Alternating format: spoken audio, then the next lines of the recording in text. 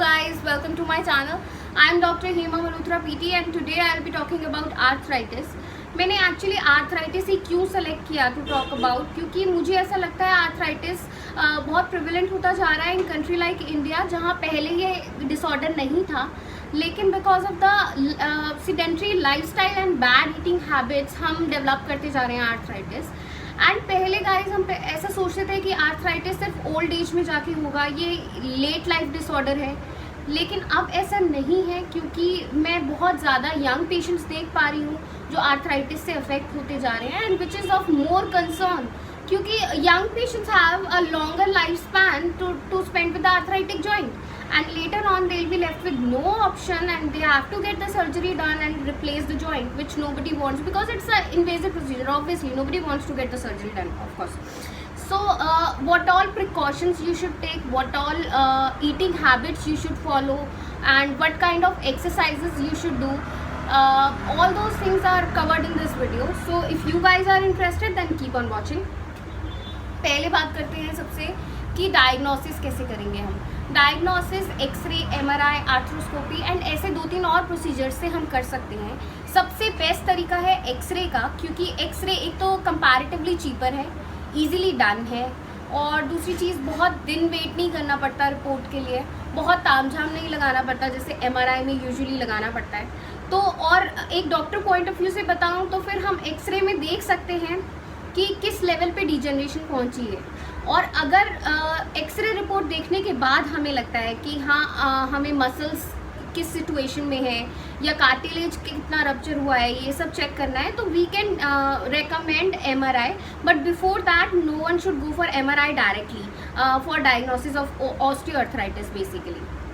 तो हमें डायग्नोसिस ऐसे एक्सरे से कर सकते हैं, एंड एक्सरे के अलावा आर्थ्रोस्कोपी मैंने बताया। आर्थ्रोस्कोपी गाइस एक इन्वेजिव प्रोसीजर है जो बहुत स्पेसिफिक केसेस में यूज़ होता है, और हम डायग्नोसिस के लिए ज़्यादा यूज़ भी नहीं करते हैं, आई वोंट इवन रिकमेंड। तो अब हम बात करते हैं सिम्टम्स की। एक्चुअली पेशेंट्स को कैसे पता चल सकता है, अलार्मिंग साइन क्या होता है आर्थराइटिस का। आपको एक तो इन्फ्लेमेशन फील होगा। इन्फ्लेमेशन से मेरा मतलब है कि आपको टेम्परेचर रेज लगेगा एक पर्टिकुलर जॉइंट का, आपको पेन होगा, आपको स्वेलिंग हो सकती है, एक पर्टिकुलर साउंड आ सकती है जॉइंट अप्रॉक्सीमेशन की, कोई भी मूवमेंट करते वक्त, या फिर आपको किसी एक पर्टिकुलर एंगल पे भी पेन हो सकता है, कि जैसे अगर आप नी बेंड कर रहे हैं तो 120 डिग्रीज के बाद आपको पेन हो, और कुछ लोगों को कुछ एक पर्टिकुलर मूवमेंट होती है जिनमें पेन होता है। फॉर एग्जांपल अगर मैं नी की बात करूं तो कुछ लोगों को डिसेंडिंग स्टेयर्स में पेन होता है, कुछ लोग को असेंडिंग स्टेयर्स में पेन होता है, तो वो स्पेसिफिक एंगल में जहाँ पे बोन रप्चर हो रही है उसके अकॉर्डिंग पेन डिनोट करता है हमारा। That is all technicalities which doctor have to see. तो आप ये सब सिम्टम्स अगर आपको लगें तो आपको एक डॉक्टर को विजिट करना है, फिजियोथेरेपिस्ट और ऑर्थोपेडिशियन, आप किसी के पास भी जाके अपना कंफर्म डायग्नोसिस करा सकते हैं। और इसके बाद हमें ध्यान रखना है, अगर डायग्नोसिस हो गया, अर्ली डीजनरेशन या डीजनरेशन हो चुकी है, उसके बाद हमें ये ध्यान रखना है कि हमें इंजरीज से बच के रहना है, क्योंकि इंजरीज आर समथिंग जो हमारा डीजनरेटिव प्रोसेस को एक्सेलरेट कर देती है।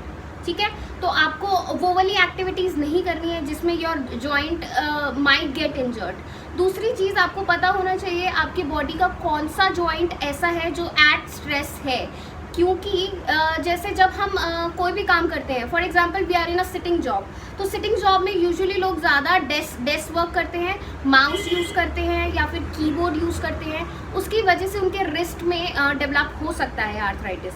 या जो लोग ट्रैवल ब्लॉगर्स हैं या फिर जो लोग खड़े रहते हैं ज़्यादातर सेल्स में है, तो उनका जो वेट बेयरिंग जॉइंट्स हैं उसमें आर्थराइटिस डेवलप हो सकता है। तो आपको अगर ये पता है कौन से जॉइंट्स आपके एट स्ट्रेस हैं, तो आप उनकी स्ट्रेंथनिंग पहले कीजिए और स्ट्रेंथनिंग करके रखिए, क्योंकि आपको बहुत ज़्यादा उससे आउटपुट लेना है, राइट। और आपको एक और चीज़ नोटिस करनी है कि आपको प्ले करना है अपने जॉइंट से।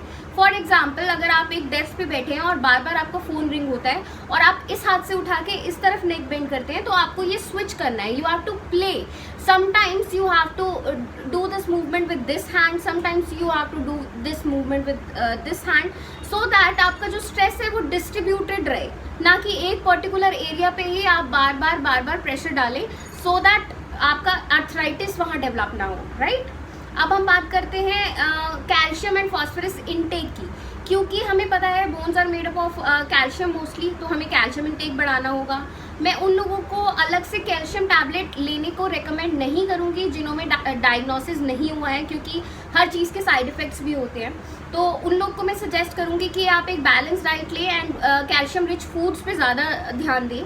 जैसे फॉर एग्जांपल आप ग्रीन लीफी वेजिटेबल्स ले सकते हैं, मिल्क एंड मिल्क प्रोडक्ट्स खा सकते हैं, आप सोया खा सकते हैं, नट्स, पीस, बहुत सारी चीज़ों में कैल्शियम होता है। एंड अगर आप जूसेस की फॉर्म में ले, लिक्विड फॉर्म में ले तो ज़्यादा बेटर रहेगा, क्योंकि वो डायरेक्ट बोन में एब्जॉर्ब हो जाता है, तो वो एक प्योर फॉर्म हो जाती है आपकी कैल्शियम इंटेक की। एंड दूसरी चीज़, आपको विटामिन डी इंटेक अपना बढ़ाना होगा। विटामिन डी भी ग्रीन लीफी वेजिटेबल्स में बहुत अच्छे से मिल जाता है, क्योंकि विटामिन डी हेल्प करता है एक्चुअली कैल्शियम एब्जॉर्प्शन में। तो आपको दोनों चीज़ों को ही बैलेंस करके बढ़ाना होगा, राइट।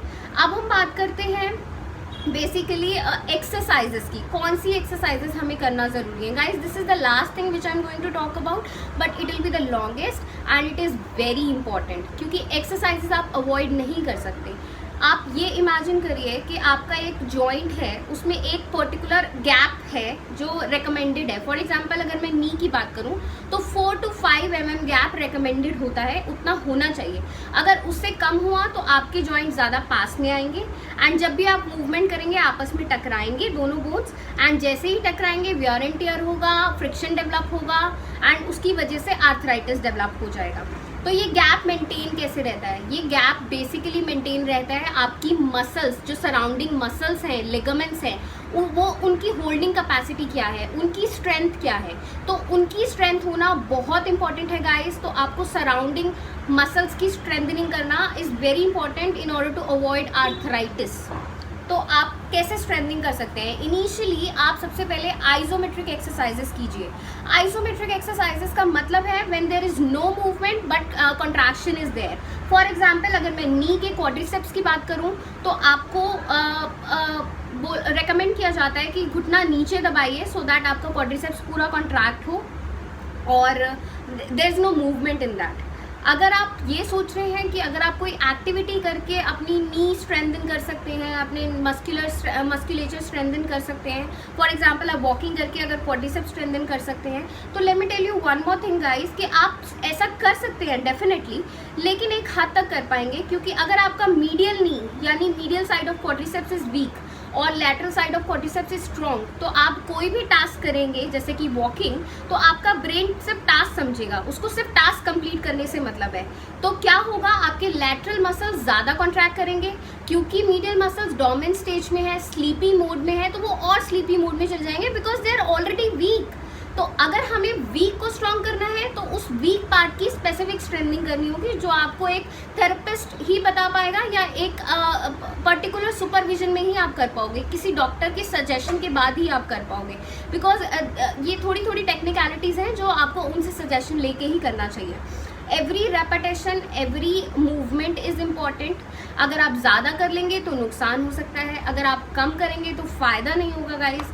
तो आपको एक सुपरविजन में करना बहुत ज़रूरी है, मैं बार बार यही कहूँगी।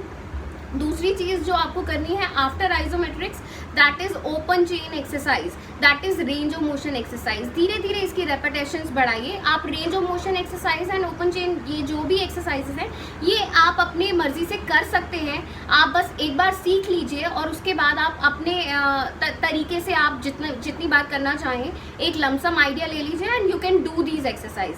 Next exercise is close chain exercise. Again supervision की जरूरत है। जैसे फॉर एग्जाम्पल नी की बात करूँ तो पहले मिनी स्क्वाट्स करने हैं, फिर विद सपोर्ट करना है, वॉल सपोर्ट, एंड फिर विदाउट सपोर्ट करना है, फिर थोड़ा डीपर करना है and things like that. And next and the last thing that is resistance exercises. Resistant exercises भी सुपरविजन में करना बहुत ज़रूरी है, क्योंकि अगर आपने ज़्यादा वेट ले लिया तो you might injure your joint और मसल्स, अगर आपने कम लिया तो फ़ायदा नहीं रहेगा। सो सिमिलरली आपको थोड़ा सा इसको अंडर द सुपरविजन करना है। आई से it again and again. And अगर आपको कोई भी क्वेरी है किसी भी जॉइंट को लेकर, आप मुझसे डायरेक्टली मेल के थ्रू बात कर सकते हैं, या इस वीडियो के कमेंट सेक्शन में आप कमेंट भी कर सकते हैं। My mail ID is drhema1395@gmail.com। I love to help you guys. अगर आपको किसी भी जॉइंट की कोई भी स्पेसिफिक एक्सरसाइज सीखनी है, you can email me any time, you can comment in the comment section whatever kind of video you want to see next. I'd love to see your responses. Now next thing is, अगर हम stretchability की बात करें, हमारी muscles में stretchability होना ज़रूरी है। बिफोर एंड एक्सरसाइज हमें स्पेसिफिक स्ट्रेचिंग करना ज़रूरी है, बिकॉज अगर हमारी मसल्स बहुत टॉट होंगे या फिर हमारे मसल्स उतने इलोंगेटेड नहीं होंगे जितने आइडियली होने चाहिए, तो एक्सरसाइज के टाइम पे इंजरीज के बहुत चांसेस हो सकते हैं, जो हम नहीं चाहते हैं, क्योंकि हम भलाई करने जा रहे थे, हम अपने जॉइंट को नुकसान, मसल्स को नुकसान नहीं दे सकते हैं, राइट। तो उसके साथ साथ एक्सरसाइजेस के साथ साथ आपको स्ट्रेचिंग करना बहुत ज़रूरी है। नेक्स्ट थिंग, आपको मैं रिकमेंड करूँगी कि सिर्फ हफ्ते में 5 दिन एक्सरसाइजेस करिए, क्योंकि मसल्स में कुछ चीज़ें होती हैं, जैसे for example actin and myosin, वो बहुत माइक्रो लेवल पे केमिकल्स होते हैं, जो जब आप कॉन्ट्रैक्ट करते हैं तो वो पास आते हैं, उन्हें वापस से दूर जाने का भी मौका मिलना चाहिए। अगर वो कॉन्ट्रैक्टेड स्टेट में ही रहेंगे, आप रोज़ रोज़ एक्सरसाइजेस ही करते रहेंगे, तो उतना फ़ायदा नहीं होगा। एक सेचुरेशन लेवल आ जाएगा, एक प्लेट्यू आ जाएगा आपकी ग्रोथ में। जैसे फॉर एग्जांपल अगर आप कोई मेडिसिन लेते हैं तो उसके बाद बॉडी अडेप्ट करने लगती है, उस मेडिसिन की डोज उतनी कारगर नहीं होती है, तो आपको या तो चेंज करनी पड़ती है या डोजेज mg बढ़ाने पड़ते हैं। ऐसे ही एक्सरसाइजेज में भी होता है गाइस, एक पर्टिकुलर लेवल पे आप एक्सरसाइजेज डेली करते रहेंगे तो डेफिनेटली आपका एक सेचुरेशन लेवल आ जाएगा, तो हमें चेंज करना पड़ता है exercises to get the benefit, maximum benefit out of it. So likewise आपको कुछ चीज़ें करनी है अंडर सुपरविजन, कुछ चीज़ें आप खुद से कर सकते हैं। And do like and subscribe my channel. I'd love to make more videos for you guys. Stay home, stay happy and stay safe.